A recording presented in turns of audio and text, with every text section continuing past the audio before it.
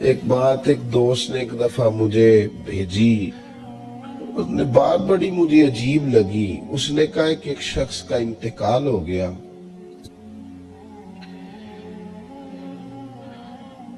تو وہ جب اس کو دفن کرنے لگے جنازہ پڑھ کے، تو ایک آدمی نے اس کی چارپائی پکڑ لی۔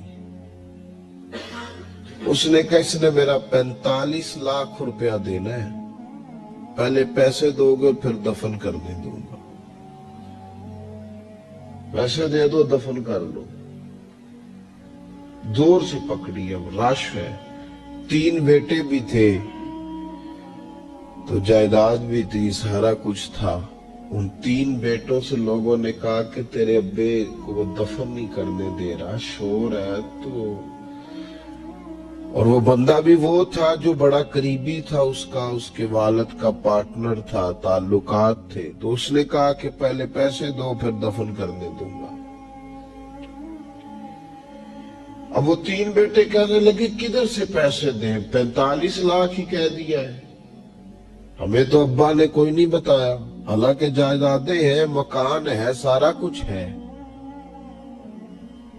تو بھائی ہم کدھر سے دیں؟ چلو 2-4 لاکھ کی ٹھیک ہے، وہ تھوڑا سا کریں نرم رویے کو تو ہم کرتے ہیں، شور تو ہے، لیکن کدھر سے دیں 45 لاکھ؟ جب بات بہت تیز ہو گئی، شور ہو گیا، وہ انسان مجنون بن کے اس نے چارپائی تھامی ہوئی ہے، کہتا نہیں پہلے پیسے دو گے پھر دفن کرنے دوں گا۔ 3 بیٹے تھے تو ایک بیٹی بھی تھی، بیٹی کو گھر میں پیغام گیا کہ تیرے ابا کو دفن نہیں ہونے دیتے، اس نے سارا زیور اتار کے بھیج دیا۔ اس نے کہا اس چچا سے کہو میرے ابا کے اس دوست سے جس نے قرضہ لینا ہے کہ یہ رکھ لے، اور میں تھوڑے تھوڑے کر کے پیسے لوٹا دیتی ہوں، پر میرے باپ کو مرنے کے بعد یوں رسوا نہ کرے، اس کو دفن تو ہونے دے، میں ایک پائی دے دوں گی، میرا وعدہ رہا۔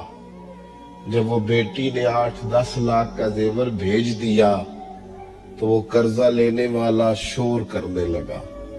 اس نے کہا او مجھے پتہ چل گیا، مجھے معاف کر دو سارے اور اسے دفنا دو۔ کہا کیا ہوا؟ تو وہ کہنے لگا میں نے اس سے 45 لاکھ لینا نہیں تھا، میں نے دینا تھا، تو میں غور کر رہا تھا کہ اگر تو میں نے اعلان کر دیا نا کہ 45 لاکھ میں نے دینا ہے تو 110 نکل آئیں گے وارث کہ مجھے بھی دو مجھے بھی دو، تو میں نے یہ رویہ اس لیے اختیار کیا ہے کہ میں دیکھو اس کا اصل وارث ہے کون۔ تو اصل وارث وہ بیٹی ہے جس نے اپنے کانوں سے بندے بھی اتار کے بھیج دیے، اور جس نے اپنے وہ شادی والے دن پہننے والے زیورات، پہلی رات کا وہ اس نے زیور بھی سارا اتار کے دے دیا۔ اس نے کہا کہ باپ کا کفن نہ میلا ہو جائے، تو اصل وارث بچی ہے۔ اس نے کہا اس نے مجھے وصیت کی تھی ہر ایک کو نہ دے دینا، میرے اصل وارث کو دینا، تو مجھے اصل وارث مل گیا ہے، اب میں کسی اور کو نہیں دوں گا، اس بیٹی کو دوں گا جس نے باپ کے لیے قربانی دی۔ تو یاد رکھے جنہ لی تو پاپ کمائے ہو کتھے نہیں تیرے کر دے۔ تو اس لین دین کے معاملات اپنے صاف ستھرے رکھے، ان کے اندر کسی قسم کی وہ چیز نہ پیدا کرے کہ جو ہمارے لیے بڑی باعث پریشانی بن جائے۔ تو میں یہ سمجھانا چاہ رہا ہوں آپ حضرات کو، اپنے پیر بھائیوں کو، دوستوں کو، کہ کوشش فرمائیں کہ آپ، اور یہ یاد رکھیں وہ میری اماں کبھی کبھی میرے ننہال سے نا کوئی چیز آتی تھی نا بطور تحفہ کے کسی چیز، تو میری اماں کہتی تھی میرے ماموں سے یا میرے نانا سے کہ بس ٹھیک ہے یہ آپ تھوڑا سا دے جائیں باقی لے جائیں، تو کہتے نہیں رکھ لے۔ تو اماں کہا کرتی تھی کہ اپنے گھر سے بندہ کھائے تو پھر ہی پوری پڑتی ہے، کوئی دے گا تو کیا اس میں कितनी देर, एक दिन बंदा खा लेगा। वो कहा करती थी कि अगर पूरा करना है ना खर्चा, तो बंदा अपनी कमाई से पूरा करे तो पूरा होता है।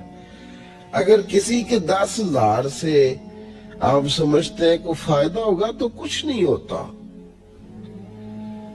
आपके 10 तो बाजू जो हिम्मत करके लाएंगे उसी से गुजारा होगा। तो किसी का 50,000 लाख के कितना वक्त बीत सकता है?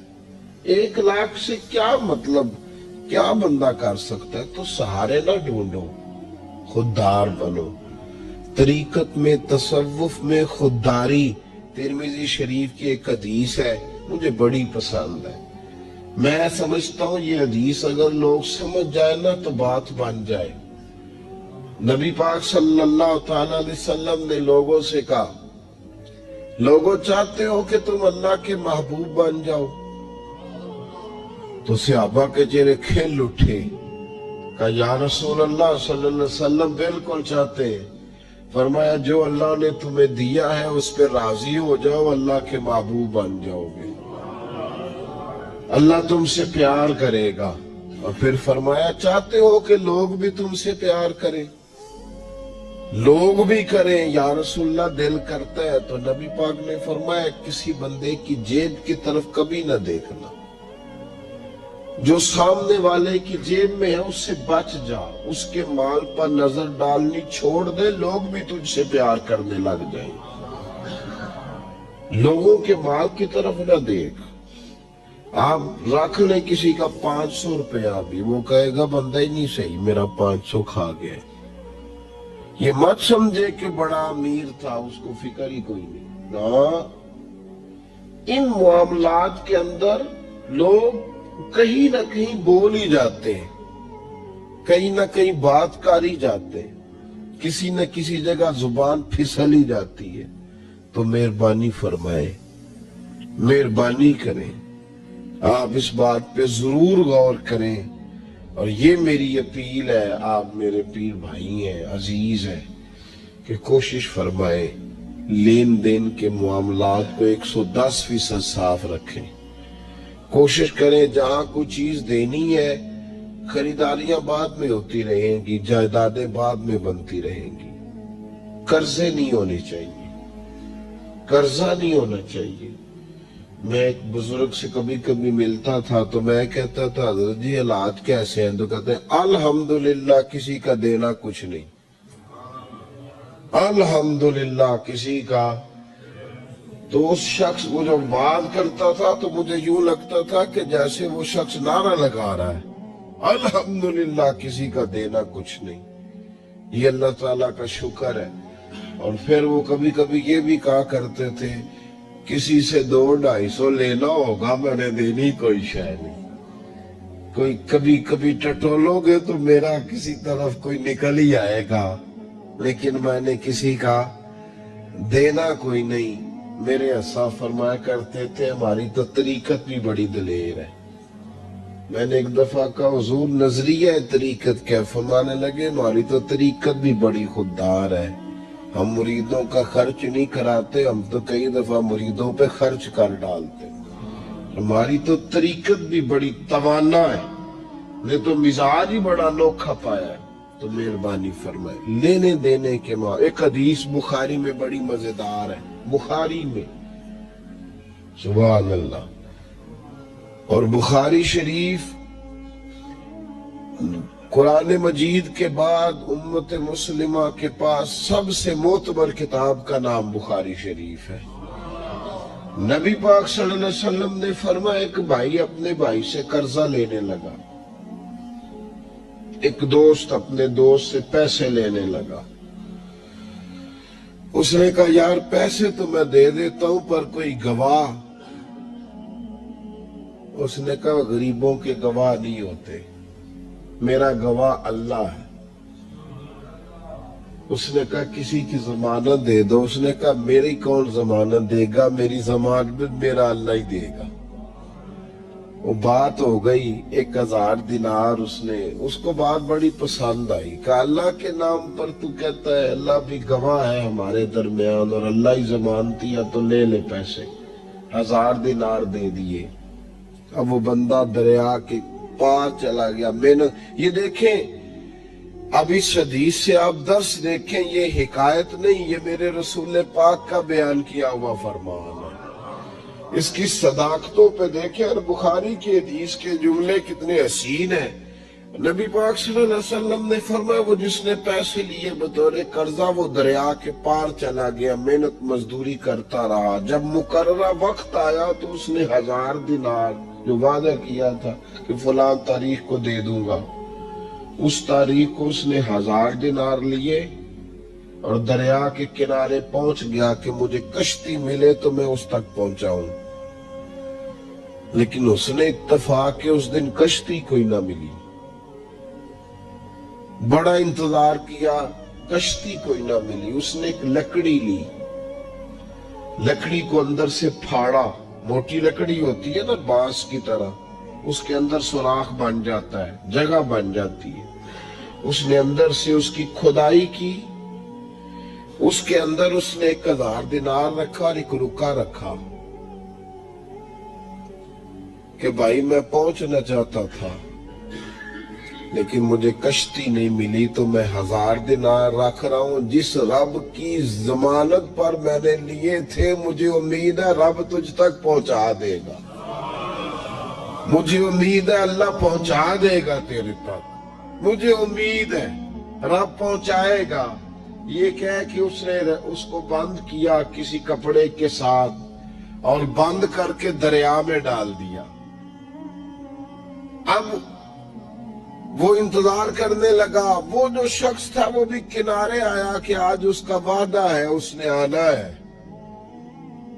देने वाले को टेंशन होती है तो मेरा ख्याल है लेने वाले को भी बहुत ज्यादा ही होती है कि आज ले दे।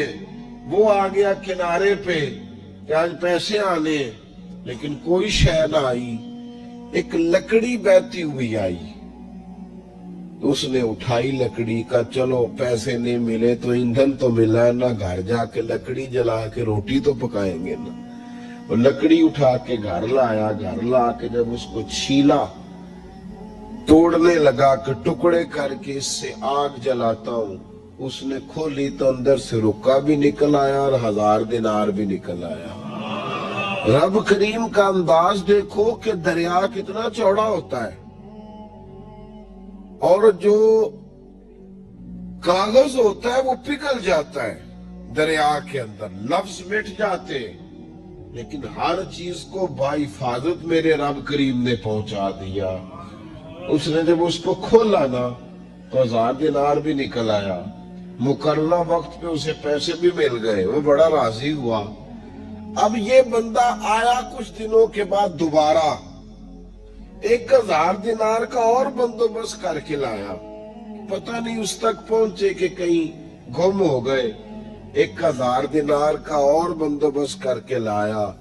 मासूम आमना, हबीबे किबरिया, सैयद कौन मका सल्लल्लाहु अलैहि वसल्लम किस हुस्न के साथ अपनी उम्मत को हसीन अखलाक सिखा रहे हैं।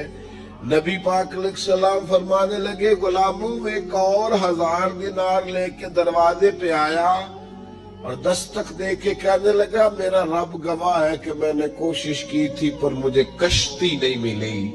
मेरा रब गवाह है कि मैंने हिम्मत की थी पर मौका नहीं मिला। अल्लाह जानता है जिस रब की जमानत पे मैंने तुझसे पैसे लिए कि मेरी कोशिश पूरी थी पर मौका नहीं मिला, मैं आया हूं, पैसे रख ले। उसने कहा, अगर अल्लाह तेरे और मेरे दरमियान गवाह था फिर वो करीम भी बड़ा है। तूने दरिया में डाले थे तो रब करीम ने बाहिफाजत मुझे पहुंचा भी दिए और तेरी इज्जतों को उसने बरकरार रखा है। मेरे दिल में तेरी गोया कदर बढ़ गई है। ओ भाई, जो रब करीम पे भरोसा करे, जो अल्लाह पे भरोसा करे और इरादा करे। और इसी तरह की एक और हदीस सियासता में मौजूद है। नबी पाक सल्लल्लाहु अलैहि वसल्लम ने फरमाया, एक बंदे का इरादा था कर्जा देने का, उसका प्रोग्राम था वापस करूंगा पैसे, मेहनत कर रहा था, जद्दोजहद कर रहा था, कोशिश थी, वो नीयत उसकी सही थी, दबाने का 1% भी इरादा नहीं था, कोशिश जारी थी, हिम्मत कर रहा था। فوت ہو گیا. یا رسول اللہ اب کیا بنے گا؟ اگر صوفیاء اس حدیث پہ وجد کرتے ہیں، وجد آتا ہے ان لفظوں پہ، اب کیا بنے گا؟ تو میرے محبوب فرمانے لگے قیامت کے دن اللہ اپنی رحمت سے اس کے قرضے ادا فرما دے گا. دیکھو اتنا بھی کوئی خوش نصیب ہے جس کی اللہ قرضے ادا کرے، اتنا بھی کوئی خوش قسمت ہے رب جس کے قرضے دے. اللہ کہے مجھ سے لے لے چل یار رہنے دے. او بھائی ان لفظوں کو دیکھیں نا، جس سے مبارکہ میں سرکار دو عالم صلی اللہ علیہ وسلم نے فرمایا قیامت کے دن دو بھائی، ایک بھائی پہلے انتقال کر گیا